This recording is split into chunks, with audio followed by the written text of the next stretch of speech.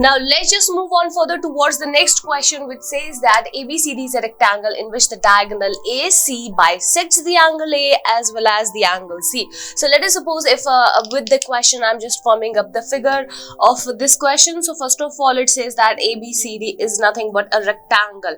So I'm just taking this as nothing but a rectangle. I'm calling it as ABCD. Obviously the angle is nothing but 90 degrees. So this angle is also 90. If I'm just talking about these, they are also 90. It says that in which the diagonal AC bisects the angle A as well as the angle C. So what does it mean? It means if I'm joining A and C together, if I'm just joining A and C together, so as per the question, if I'm just taking this angle as the angle 1, if I'm taking this angle as the angle 2, this angle as nothing but the angle 3, this angle as nothing but the angle 4. So according to the question, it is actually given to me that the angle 1 is nothing but is equal to the angle 2 and angle 3 is nothing but is equal to the angle 4, because it is given to us that the diagonal AC is actually bisecting the angle A and angle C. So it means these two angles are equal, these two angles are equal. Now furthermore, let us suppose if I'll make this as double.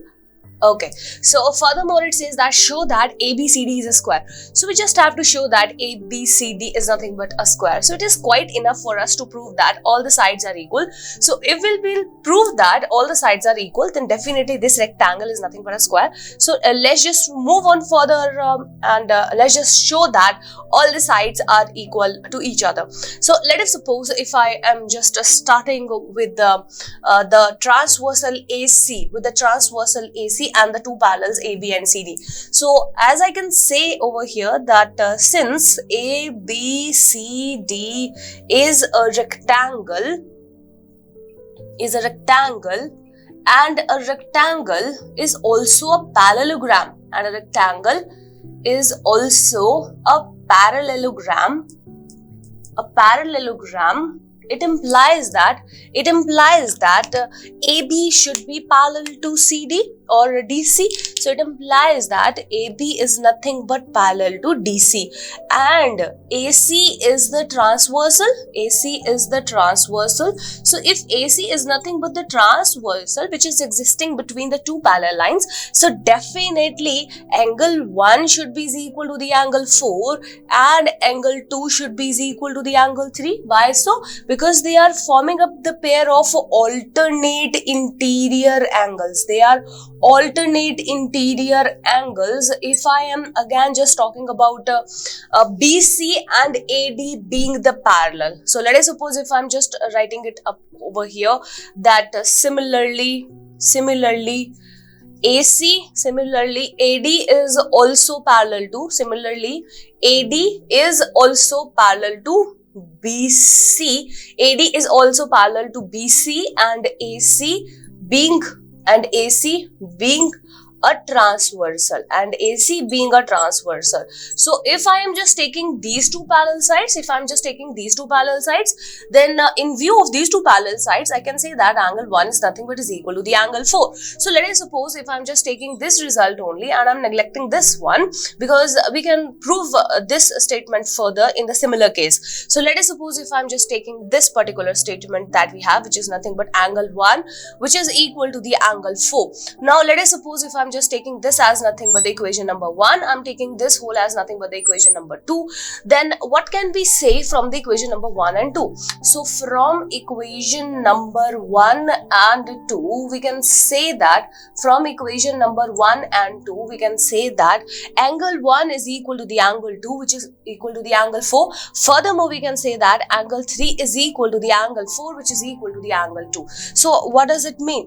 It means that here we are talking about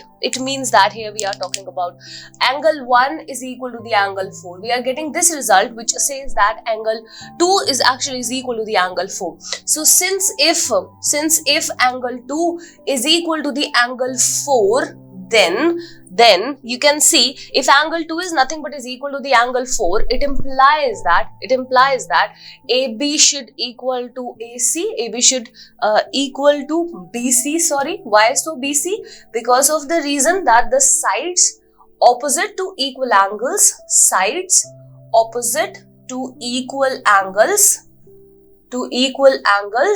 are equal. equal. So it means that AB is nothing but is equal to BC. AB is actually nothing but is equal to BC. So here we have showed that AB is nothing but is equal to BC.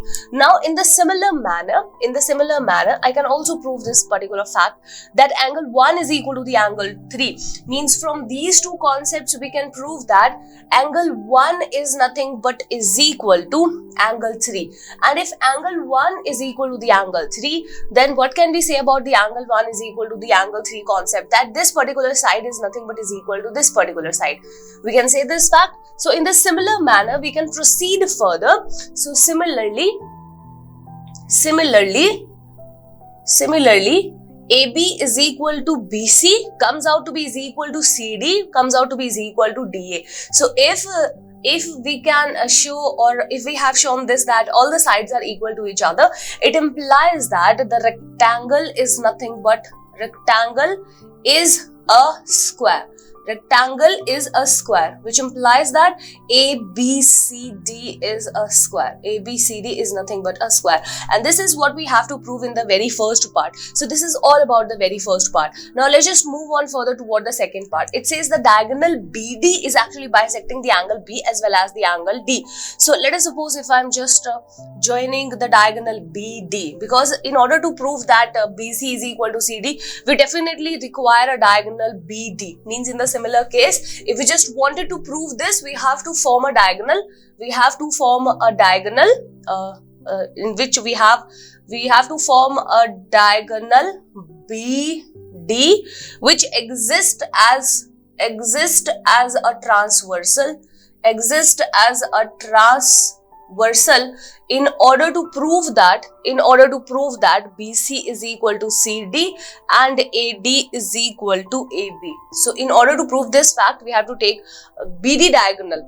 Now furthermore, you can see over here that I have to prove over here that this angle is actually is equal to this angle. So let us suppose if I'm just taking this angle as angle 5, this is angle 6, this is further angle 7, this is further angle 8. So let us suppose if I'm just taking them as this angle. So as you can see over here, since BD is nothing but a diagonal, since BD is a diagonal and a transversal between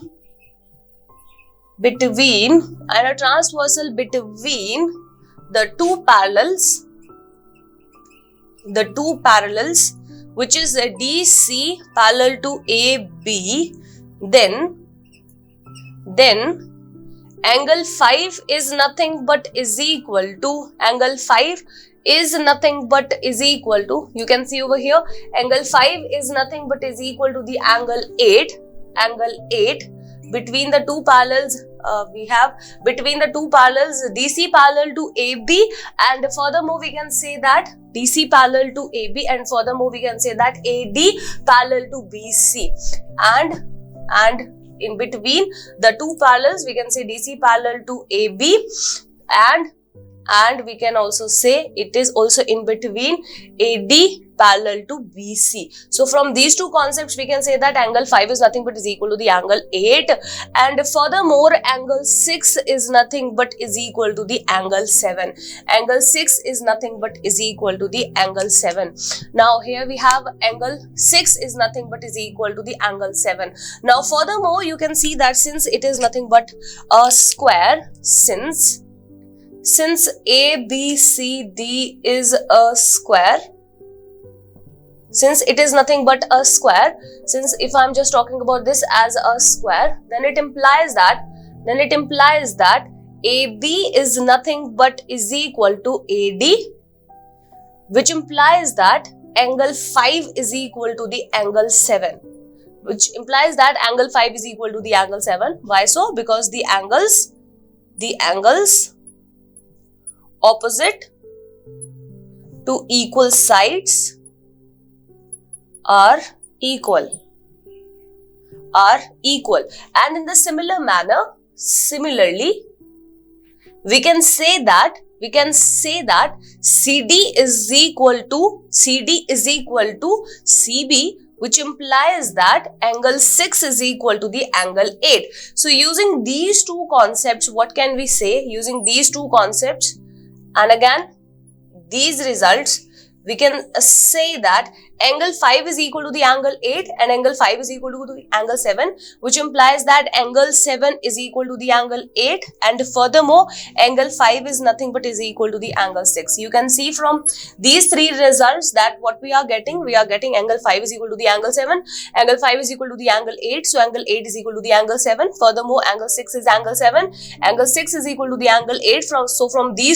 From these two conditions we have angle 5 is nothing but is equal to the angle 6 and angle 7 is nothing but is equal to the angle 8. So from these concepts we can conclude that these angles are actually coming out to be is equal to each other. So hence at the end it is proved that in the second case diagonals bisect angle B, or let us suppose if I am just talking about BD only, diagonals BD bisects angle B as well as angle D, because of the reason that angle 5 is equal to the angle 6 and angle 7 is equal to the angle 8. So this is nothing but the proof of this particular question. I hope all the steps which are related with this question is all clear to you.